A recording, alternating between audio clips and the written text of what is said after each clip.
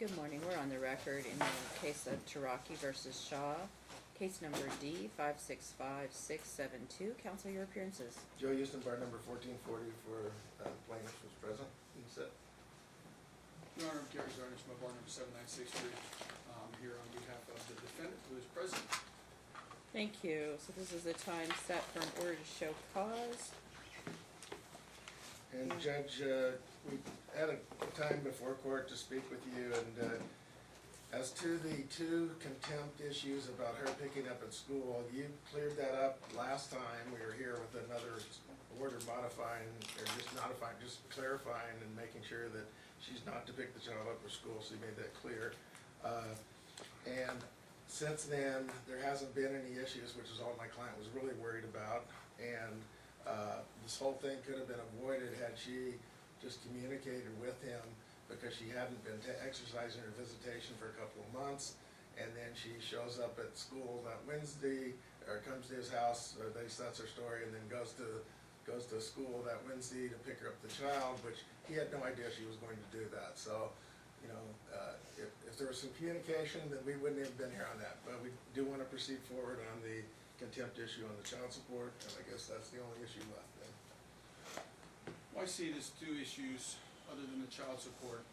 I see it also as an attorney's fees issue from both sides. Obviously, we're going to try to present to the court that my client did not pay the child support on time because she didn't have the money. It was not willful or deliberate. If the court makes the finding that you think that it was, and she is caught up, then there's the issue of Mr. Hughes' attorney's fees for that particular issue. But we also then like the court to consider an offset for our fees for the first two issues. Because although he talks about the fact that they didn't communicate, that hasn't been proven to the court whether they did or not, but the fact is, I'm not sure that that rises to the level of the contempt issue. The contempt issue is, from their standpoint, she was supposed to pick up at 5 o'clock from the house, but her birthday, the time starts at 9 a.m. There is nothing in the order to say where to pick up from other than from the house. But if her entitlement starts at 9 a.m., we understand that the court would say, well, we don't want her taking the child from school, but she didn't take the child from school. She let the child finish the school day. She took the child from Safekey, which is not from school, it's from Safekey. And she only took the child from Safekey because the child wasn't at the house. And she had no obligation to wait until 5 p.m. because her entitlement started at 9 a.m. That matter should have never been brought to the court.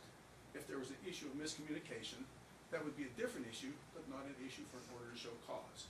We've had to spend time, she had to hire me for that issue, and to prepare pre-trial memorandum, documents to prove and show the order. I think that we could do that issue, but I think that they're conceding it. I think we should get some attorney's fees for that. We have the second issue of the every other Wednesday, which is basically the same argument, except on that particular day, since her time started at 4, she was at his house at 4. She didn't go straight to the school because there was some complaint from the school the first time around. So she went to the house and she called the police, and we got the incident report. We had the police officer here, but he's been dismissed. I don't think anybody's going to require him. At 4 o'clock, when child wasn't there, what is she supposed to do? He's just supposed to say, well, okay, my entitlement starts at 4, she's not there, I know where she is. The court, that order doesn't say don't pick up from school, it does say pick up from the house, but it didn't exclude the school, and she's not picking up from school, she's picking up from Safekey, which by the way, she's not even listed on Safekey. So she went to the Safekey and she picked up the child. And he knew about it, and the record even indicates that they called him and he told Safekey she's not a danger to the children. When they say he's afraid, that's right in the record. That they talked to him, he said, that's okay, child's safe with her. But I'm mad that she's not picking up from my house, but you're not home at 4. Okay, so that issue, we think, is another attorney's fees issue. It was brought to the court, and we don't think that it should have been. It was probably brought to the court because he's angry about all the prior stuff. So he's letting that feed his fire. He's blaming her because he says she doesn't communicate. Well, why doesn't he communicate with her?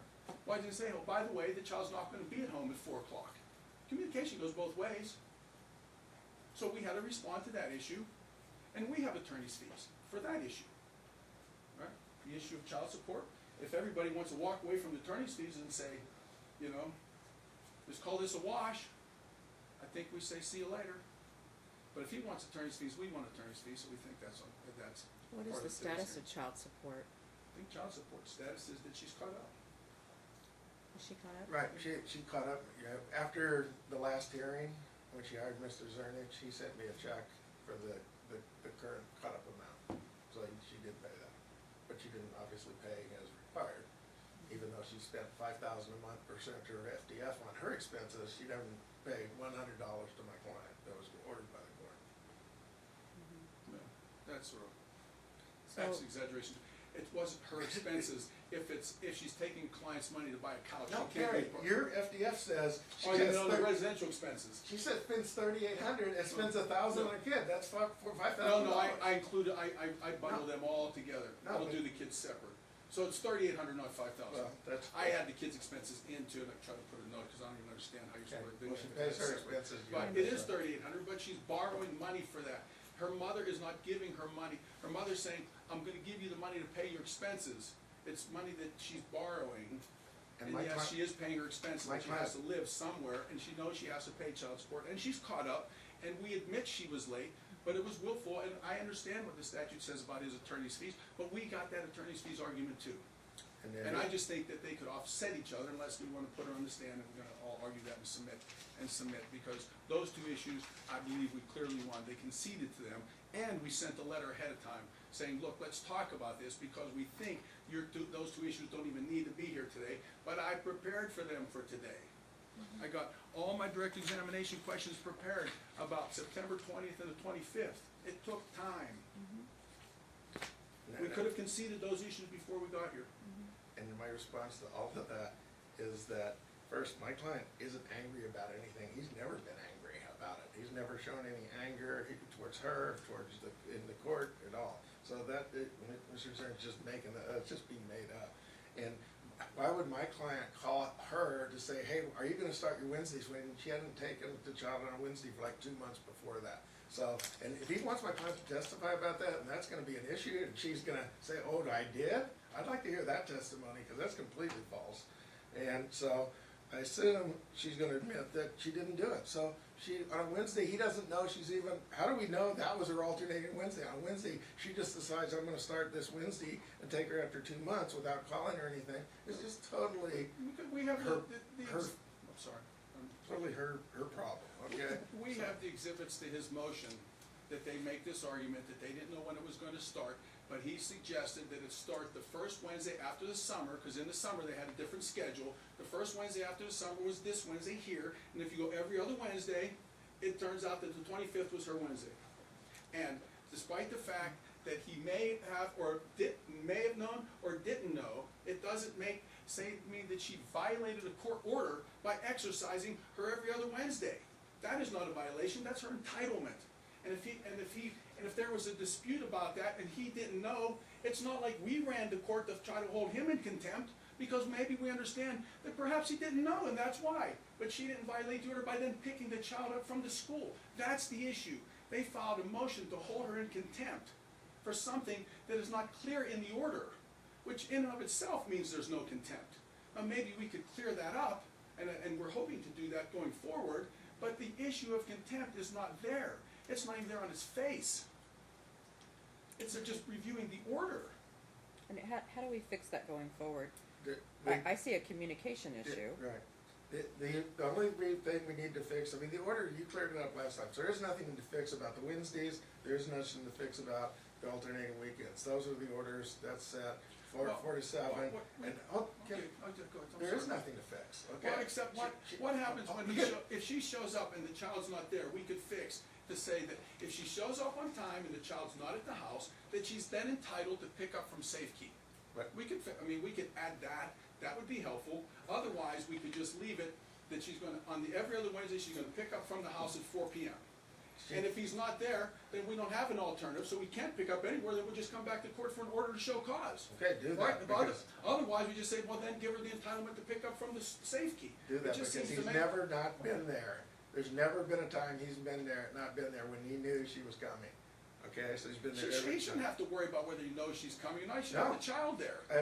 But Judge, your And my client client- didn't and take my- your okay. visitation for And 2 my- months. And my okay? client says that, that statement in and of itself is not true. Okay. But maybe we just talk, how about we have another conversation with the judge and maybe we resolve it? Because it seems that we're not gonna go forward with contempt issues unless you decide you wanna do that. We've already know what the situation is on the child support issue unless we wanna put her on the stand to talk about her expenses.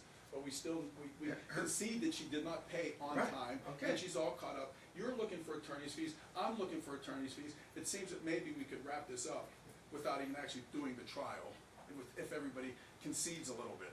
Well, your client isn't getting money for her mother who's poor and doesn't have 2 cents to give $5 to give anyone, much less 4 or 5,000 a month to give your client. So that is totally just ridiculous. But anyway,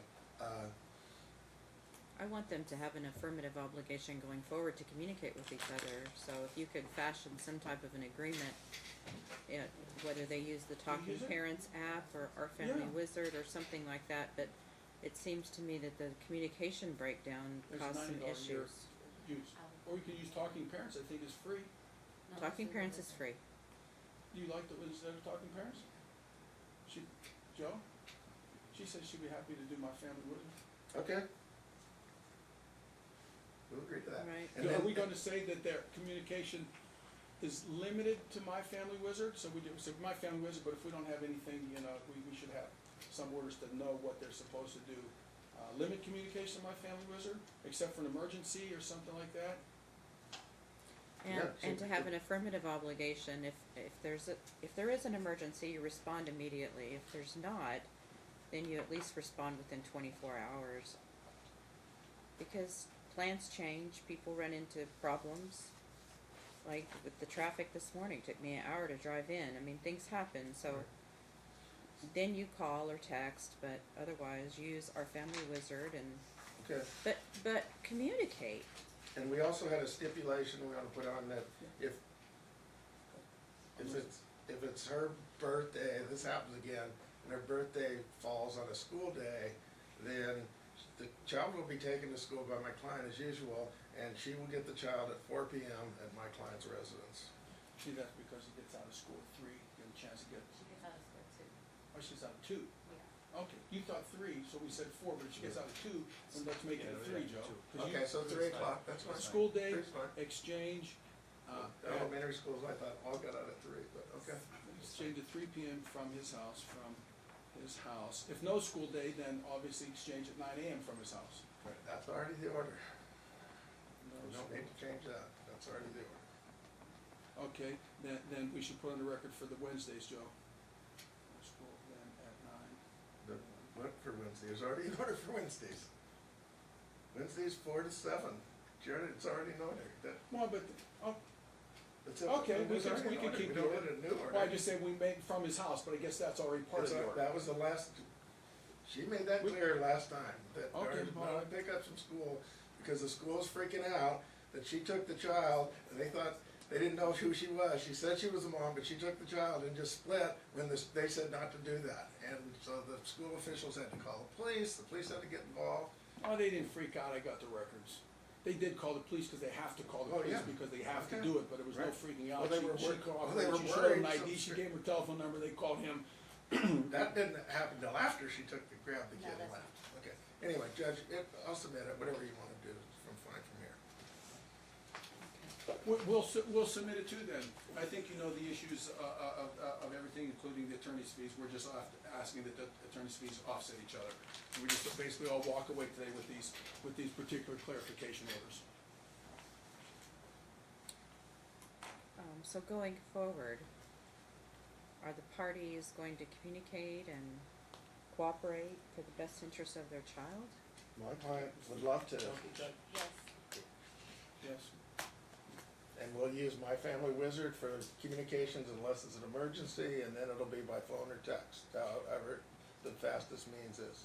With the response due within 24 hours if it's non-emergency, I think the judge Right. suggested that, Okay. and we agreed to that. Right, All right, it's good. okay.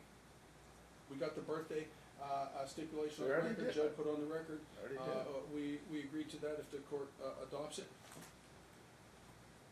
I'm happy to adopt their stipulations. And I'd like for them not to come back to court, because that means that they're getting along and they're doing everything that they need to be doing.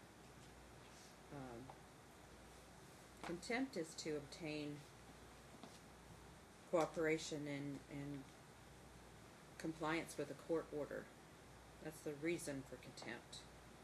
And what I'm hearing today is that things have developed and resolved themselves with cooperation from counsel and the parties, and I think that's positive, given the difference in their incomes and the fact that they do have compliance in child support now and no further contempts. I think each party should bear their own fees and costs. Okay. And go forward from here. I hope you don't come back. Not that I don't like seeing you, counsel, but if parties aren't in my courtroom, that means that they're co-parenting and that their children, in this case one child, that their children are happy and stable and have two loving homes, and that's what the court wants to see. You wanna do the order? I'll do the order. I'll do it. I mean, I just was I asking. got 1, 2, 3, and that. Okay. Yes, okay. I'll certainly submit it to you, Joe. Okay, All right? thank you, Judge. Thank you, counsel. Thank you. Good luck. Special case history.